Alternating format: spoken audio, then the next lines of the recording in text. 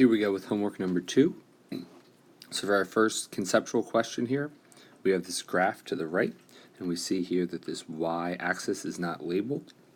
And the question is, if this y-axis is position, does the object ever change direction? So what we're thinking about is changing directions really means changing the sign of our velocity. So on a position graph, if this is position, velocity is the slope. So we want to look for a time when the sign of the slope changes, going from going down to going up or vice versa. And we see right here, we're going down until we get to 5 seconds, and then we begin to go up. So at that point there, we do have a change in direction. So the answer would be yes at 5 seconds, because the sign of our velocity, also the sign of our slope, changes. Moving on to part B, we're now going to look at if this graph is velocity instead of position.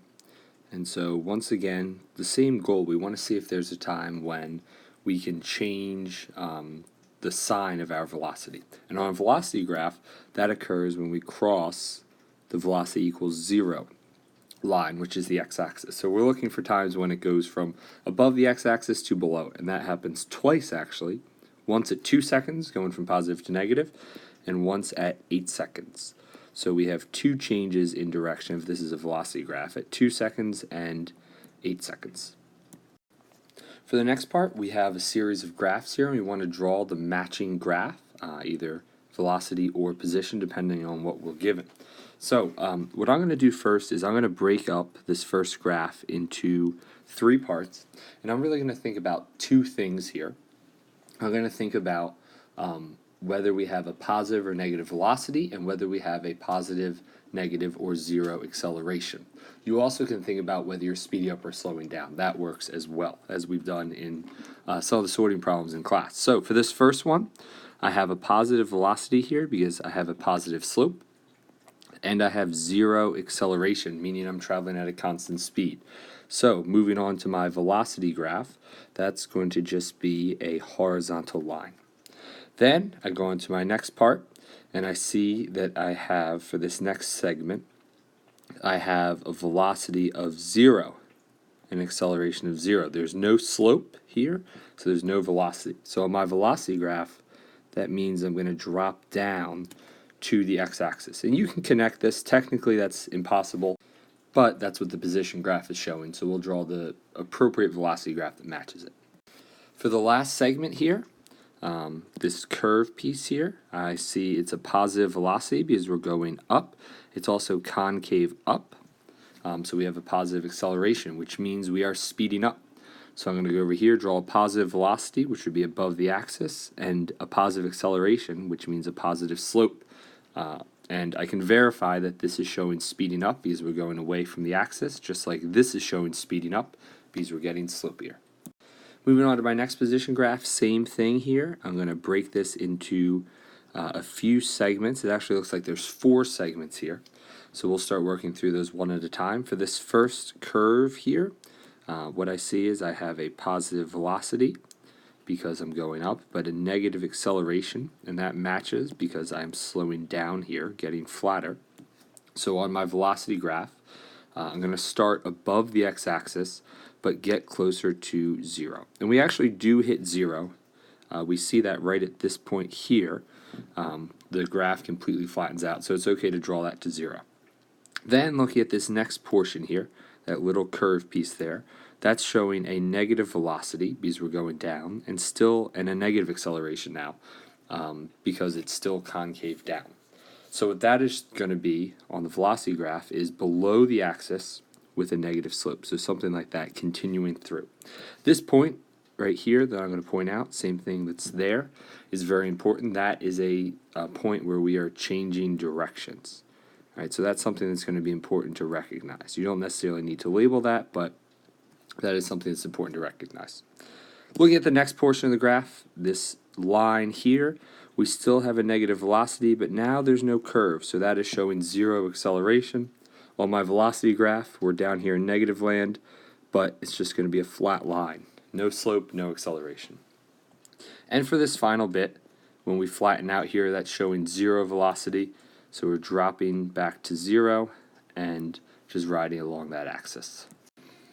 Okay, moving on to our next two, we have some velocity graphs. So let's start with this first one, break it up into its parts, and think about the motion for each one. So this is showing a negative velocity here because we're below the axis, and 0 acceleration. So on my position graph, and I'm going to start up here somewhere because I know I'm initially going down. On my position graph, though, I'm going to show a straight line because of 0 acceleration with a negative slope, so something like that. Next, for this segment here, we still have negative velocity, but now we see that the line's approaching the x-axis, meaning it's slowing down, and it has a positive acceleration because it's going up. All right, so there's that slowing down. And so on my position graph, I want to continue drawing that line down because I still have a negative velocity, but I want it to be concave up.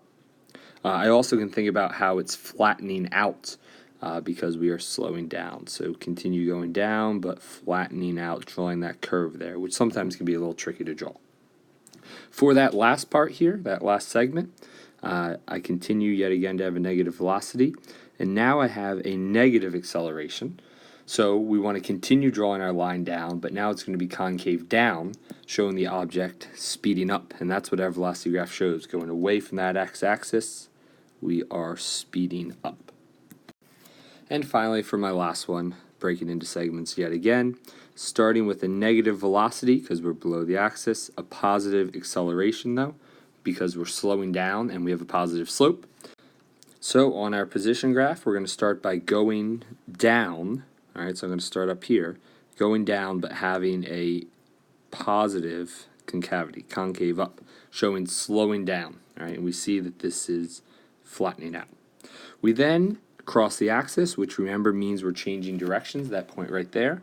And now we have a positive velocity and still a positive acceleration. So on my position graph, we're going to be going up and continue to be concave up, so something like that. And that's showing speeding up. And then this last portion here, still have a positive velocity because we're above the axis, but that line flattens out, no slope, no acceleration. Moving to my position graph, we're going to continue traveling up, but now it's going to be a straight line. You're going to end up sometimes with these kind of rough connection parts where there's like a little bit of a corner. I'm not going to nitpick about that. As long as you're trying to show the correct shape, that's the important piece. It is sometimes a little bit tricky to draw those curves perfectly, so don't worry too much about that. Alright, for this one, we're going to be drawing both a position graph and a velocity graph to match the motion shown in this strobe diagram here. We see that there are points A, B, C, and D labeled on our strobe diagram, so I'm going to make those same marks on both graphs to help me draw the graph. Alright, and then I'm going to think about the motion for each. So, for this part here, A, this is showing a positive velocity because we're going to the right, and it's also showing a constant velocity. So, on a position graph, positive constant velocity is going to be a straight line going up. On a velocity graph, it's going to be a horizontal line above the axis. For the next part, for B, what I see is still positive velocity, but a negative acceleration because we are slowing down. Okay, and so on the velocity graph, we're going to continue up, we're going to be concave down and flattening out as we slow down. On the velocity graph, that means we're still above the axis, but we have a negative slope going back to 0, showing us slowing down. For the next part, going to C, I see that we do two things. Number one, we change directions, so now we have a negative velocity, and I also see that we're speeding up, which means we also have a negative acceleration. One little thing to note and kind of keep in the back of your mind, and I'm not going to nitpick that much about this, but you should notice that by the time we get to C, we're traveling faster than the speed we had at A, and so our graph should indicate that. So we should have a greater slope on our position graph. So I'm going to go ahead and draw this here. So I'm going to draw a line curving down like that, negative velocity going down, negative acceleration, concave down, and speeding up. And on my position graph, I'm going to draw a line going down. And you notice I'm intentionally drawing it a little bit steeper and a little bit curvier, going back to that idea that this speed here at C is going to be greater. For the last part at D now, I see that we are traveling with a negative velocity going to the left, and now we have 0 acceleration because it's just a constant. So I'm going to draw the rest of my graph here. For my position graph, I'm going to draw a pretty steep line, and it's okay that I cross below the axis. That simply means that I went past 0 position, and I started from here. I started from that initial point. And so I went past it. Again, don't worry too much about that, but if we're being technically correct, this one should end up below where I started because I went further to the left here than where I initially started. On my velocity graph, it's going to be negative, and it's just going to flatten out, showing negative velocity and 0 acceleration. And again, this is a technicality, but I do notice that my velocity here was less than the value of my velocity here, because I am traveling faster from C to D than I was from the beginning to A. Moving on to the next one, we have a story here, and we need to do the same thing. So I'm going to once again go ahead and label my graphs with A, B, C, D, E to match up with the story. Alright, so for the first part, we have Alfalfa is walking to class at a steady speed in the positive direction. So on my position graph, that's going to mean a positive slope, and it's going to mean a straight line indicating a steady speed or 0 acceleration. On my velocity graph, above the axis, and a horizontal line showing that there's no acceleration. Slows down to a stop to check out his sweet cowlick in the mirror. So on my position graph, that means I'm going to now have a negative acceleration, still a positive velocity though, but I'm slowing to a stop. So concave down and really flattening out there, and there's my stopped point. On my velocity graph, it means still a positive velocity, so above the axis, but a negative slope. I'm showing my Alfalfa slowing down to a stop there at point B. C, he stays still a while looking at his cowlick.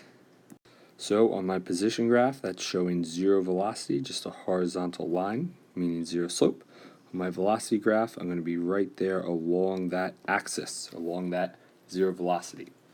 And then D before speeding up again to a run. So now we're going to show speeding up, so positive velocity, positive acceleration, which means my position graph is going up and is concave up, and that shows speeding up, getting steeper or getting slopier. On my velocity graph, above the x-axis and a positive slope, going away from 0, showing speeding up. And then that last little bit, while walking through the door, his cowlick gets caught and slows him down to a stop yet again. So on my position graph, we now have a negative acceleration but still a positive velocity. So continuing up but concave down, showing slowing down to a stop. On my velocity graph, it means still above the x-axis but negative slope, showing slowing down all the way to a stop there at point E when it gets back to the axis. Alright, for this one we have a given motion, and we need to draw both the strobe diagram and the velocity and position graphs for this motion. So we have a ball initially at point A with a given velocity, and it's going to roll here up this ramp. We know it eventually comes to a stop, as we know a ball will. Roll back down and then along to C. So we're going to draw our dot diagram showing this. So I'm actually going to extend that first arrow to make it a little bit easier, because we clearly want to show it slowing down. So there's my first arrow, my second one getting a little bit smaller, going all the way up to the top here at B. Alright, and then it's going to roll back down.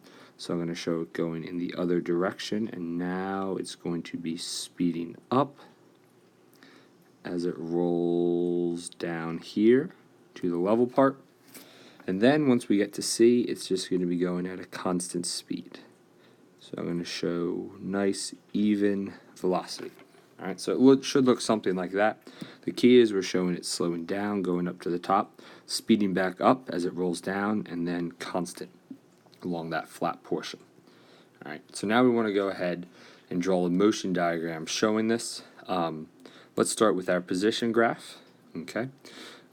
So initially for that first part here, this segment, the ball is slowing down with a positive velocity, meaning it has a negative acceleration. I'm going to actually start my graph up here because I know that eventually I'm going to come back to the point where I started. So I'm going to show slowing down with a positive velocity, which means we're going up, but we're concave down. Something like that. On my velocity versus time graph, I'm going to start with a positive velocity, but go towards 0. That takes me to my first point.